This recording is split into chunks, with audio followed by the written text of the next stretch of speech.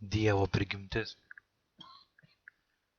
Tiek, kiek žmogaus aukščiausiai įmanoma supranta apie Dievą, apima žmogiškąją idėją ir žmogišką idealą, apie pirminę ir begalinę asmenybę, tiek yra leistina ir gali pasirodyti naudinga žmonėms. Studijuoti dieviškosios prigimties tam tikrus bruožus, kurie sudaro dievybės charakterį. Dievo prigimtį galima geriausiai suprasti per tėvo apreiškimą, kurį Nebadono Mykolas pateikė savo daugiapusiais mokymais ir savo nuostabiu mirtingojo gyvenimu materialiame kūne. Ta dieviškąją prigimtį žmogus taip pat gali suprasti geriau, jeigu jis save laiko Dievo vaiku ir į rojaus kūrėją žvelgia kaip į tikrą dvasinį tėvą. Dievo prigimtį galima studijuoti aukščiausiųjų idėjų apreiškimo dėka. Dieviškai charakterį galima įsivaizduoti kaip dieviškųjų idealų pavaizdavimą, bet iš visų dieviškosios prigimties apreiškimų labiausiai apšviečiančių ir dvasiškai sustiprinančių turi būti Jėzaus iš Nazareto religinio gyvenimo suvokimas, tiek iki to meto, tiek ir po to, kada jis pasiekė visišką dieviškumo sąmonę. Jeigu Mykolo įsikūnijimo gyvenimas yra įmanomas Dievo apreiškimo žmogui fonu, tada mes galime pamėginti išreikšti žmogiškųjų žodžių simboliais kai kurias idėjas ir idealus susijusius su dieviškąja prigimtimi, kurie gali tikriausiai prisidėti prie žmogiškosios sampratos apie visuotinę tėvo asmenybės prigimtį ir charakterį, tolimesniam švietimo ir suvienijimo. Visose mūsų pastangose praplėsti ir sudvasinti žmogiškąją sampratą apie Dievą mus nepaprastai varžo mirtingojo proto riboti sugebėjimai. Mus vykdant savo užduotį taip pat labai rimtai suvaržo kalbos ribotumas ir skurdumas. Tos medžiagos, kurias būtų galima panaudoti iliustravimui arba palyginimui, tam, jog galėtume įsivaizduoti dieviškasias vertybės ir pateikti dvasinės prasmes žmogaus ribiniam mirtingam protui. Visos mūsų pastangos išplėsti žmogiškąją sampratą apie Dievą būtų beveik bergždžios, jeigu ne tas faktas, kad žmogiškojo proto viduje gyvena padovanotas visuotinio tėvo derintojas ir kad mirtingojo protą persmelkia sūnaus kūrėjo tiesos dvasia. Todėl pasitikėdamas šitu dieviškųjų dvasių buvimu žmogaus širdyje, tam, kad padėtų išplėsti sampratą apie Dievą, aš su džiaugsmu imuosi vykdyti savo mandatą, kad pamėginčiau toliau pavaizduoti Dievo prigimtį žmogui bei žmogaus protui. Prisiliesdami prie begaliniojo mes negalime jo suprasti. Dieviškai pėdsakai nežinomi. Jo supratimas yra begalinis, o jo didingumas nesuprantamas. Tėvo buvimo akinanti šviesa yra tokia, kad savo žemiesiems tvariniams jis akivaizdžiai gyvena tirštoje tamsoje. Ne tik jo mintys ir planai yra nesurandami, bet ir jis iš tikrųjų daro didžius ir nuostabius dalykus, be skaičiaus. Dievas yra didis, mes jo nesuvokiame. Taip pat negalima išsiaiškinti ir jo metų skaičiaus.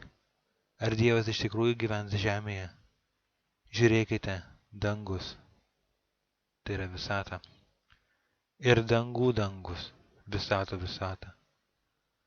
Negali jo sutalpinti, kokie nesuvokiami jo sprendimai ir neišsiaiškinami jo poelgiai. Nėra jokio kito išskyrus vieną Dievą, begalinį Tėvą, kuris taip pat yra ištikimas kūrėjas, dieviškasis kūrėjas, taip pat yra visuotinis sprendėjas, sielų šaltinis ir likimas. Jis yra visos kūrinijos aukščiausioji siela, pirminis protas ir neribota dvasia. Didysis kontrolierius nedaro jokių klaidų.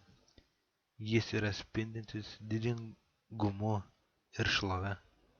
Kūrėjas Dievas visiškai neturi baimės ir priešiškumo.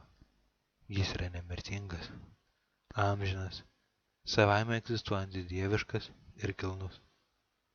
Koks tyras ir gražus, koks gilus ir nesuvokiamas yra visų daiktų dieviškasis protėvis. Begalinis yra pats nuostabiausias tuo, kad jis save perteikia žmonėms. Jis yra pradžia ir pabaiga, kiekvieno gero ir tobulo tikslo tėvas. Su Dievu visi dalykai yra įmanomi. Amžinasis kūrėjas yra priežasčių priežastis. Nepaisant Tėvo amžinosios ir visuotinės asmenybės, stebinančiai didingų pasireiškimų, begalybės, jis be apribojimų sąmoningai suvokia tiek savo begalybę, tiek savo amžinybę. Lygiai taip pat jis visiškai žino apie savo tobulumą ir galią. Jis yra vienintelė būtybė visatoje, be savo dieviškųjų partnerių, kuri tobulai deramai ir iki galo įvertina pati save. Tėvas nuolat ir būtinai patenkina poreikis skirtingam jo paties pareikalavimui, kada šis pareikalavimas kartas nuo karto keičiasi jo pagrindinės visatos įvairiose sekcijose. Didis Dievas pažįsta ir supranta save. Jis be apribojimų sąmoningai suvokia visus pirminius savo tobulumo požymius. Dievas nėra kosminis atsitiktinumas. Taip pat jis nėra ir visatos eksperimentuotojas. Visato aukščiausiai valdovai gali įsitraukti į rizikingą užduotį. Žvaigždynų tėvai gali eksperimentuoti. Sistemų valdovai gali praktikuoti. Bet visuotinis tėvas mato pabaigą nuo pradžios. Ir jo dieviškasis planas ir amžinasis tikslas realiai apima ir numato visų savo pavaldinių visus eksperimentus ir visas rizikas, užduotis savo milžiniškų sferų, kiekvienos visatos kiekviename pasaulyje, kiekvienoje sistemoje ir kiekviename žvaigždyne. Ne vienas daiktas nėra naujas Dievui ir ne vienas kosminis įvykis niekada nebūna netikėtumu. Jis gyvena amžinybės apskritimuose. Jis be dienų pradžios ar pabaigos. Dievui nėra jokios praeities, dabarties ar ateities. Visas laikas yra dabartis, bet kurio konkrečiu momentu. Jis yra didysis ir vienintelis. Aš esu. Visuotinis tėvas yra absoliučiai ir be apribojimų begalinis visomis savo savybėmis. Ir šis faktas savaime automatiškai jį atskiria nuo bet kokio tiesioginio asmeninio bendravimo su ribinėmis materialiomis būtybėmis ir kitais žemais sukurtais protingais tvariniais. Ir visa tai sukuria būtinybę jo ryšiui ir bendravimu su juo, tvarinių įvairovė būtų nustatyta tokia tvarka.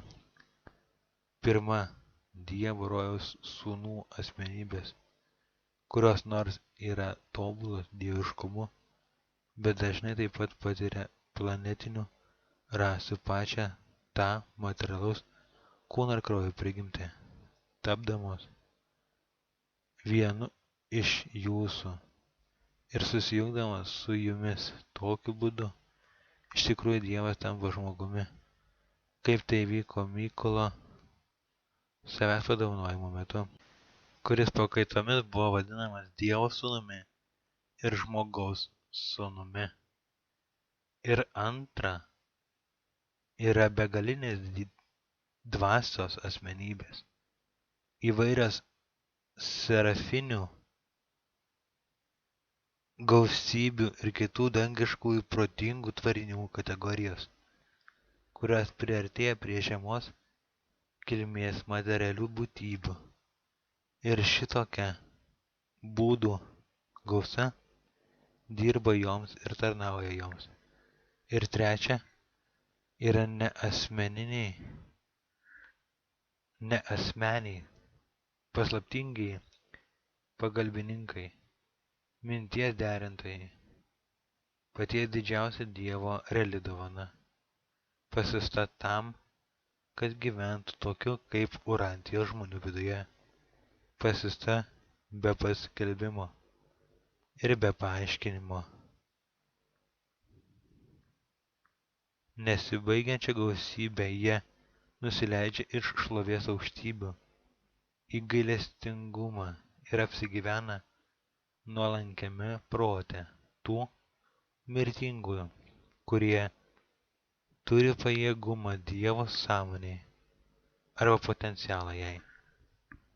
Šitais būdais ir daugeliui kitų būdų, kurie jums yra nežinomi ir kurie visiškai pranoksta ribinį pažinimą. Iš tiesų, rojaus tėvas savo meilę ir noriai nužengia žemyn ir kitaip modifikuoja, sumažina ir susilpnina savo begalybę tam, kad galėtų priartėti prie savo vaikų tvarinių ribinio proto ir šitokiu būdu per asmenybių paskleidimo serijas, kurios yra vis mažesnių laipsnių absoliučios, begalinis tėvas yra įgalintas patirti artimą ryšį su savo toli nusidriekiančios visatos daugybės sferų įvairiomis protingomis būtybėmis. Visa tai jis darė ir dabar daro. Ir visą laiką toliau darys, nė mažiausių laipsnių nesumenkindamas savo begalybės, amžinybės ir pirmumo, fakto ir tikrovės. Ir šitie dalykai yra absoliučiai teisingi, nepaisant to, jog sunku juos suvokti, nepaisant tos paslapties, kuri juos apgaubia, ar nepaisant to, jog neįmanoma jų iki galo suvokti tokiems tvariniams, kokie gyvena Urantijoje. Kadangi pirmasis tėvas yra begalinis savo planais ir amžinas savo tikslais, dėl to bet kokiam ribiniam tvariniui yra įgimta tai, kad niekada jam nebus įmanoma iki galo suprasti ar suvokti šitų dieviškųjų planų ir tikslų. Mirtingas žmogus gali tik tai kartas nuo karto, tai čia tai ten, žvilgtelėti į tėvo tikslus, kada jie yra apreiškiami tvarinio kilimo plano veikimo atžvilgiu. Kai visatoje yra žengiama į priekį, vienas po kito einančiuose lygiuose. Nors žmogus negali suvokti begalybės reikšmės, bet begalinis tėvas iš tikrųjų, kuo tikriausiai yra iki galo suvokia ir su meile apkabina visų savo vaikų visą ribiškumą visose visatose. Dieviškumu ir amžinybė tėvas dalinasi su dideliu skaičiumi aukščiausiųjų rojaus būtybių, bet mes abejojame, ar begalybė ir dėl to esančių visuotinių pirmumų iki galo dalinasi su kuo nors kitu išskyrus rojaus trejybę. Besiverčiančius partnerius. Asmenybės begalybės turi būtinai aprėpti visą asmenybės ribiškumą. Taigi čia yra mokymo, kuris pareiškia, kad jame mes gyvename ir judame ir esame tiesą. Tiesioginė prasme tiesą. Visuotinė Tėvo grynos dievybės tas fragmentas, kuris gyvena mirtingo žmogaus viduje, yra pirmojo didžiojo šaltinio ir centro tėvų tėvo begalybės dalis.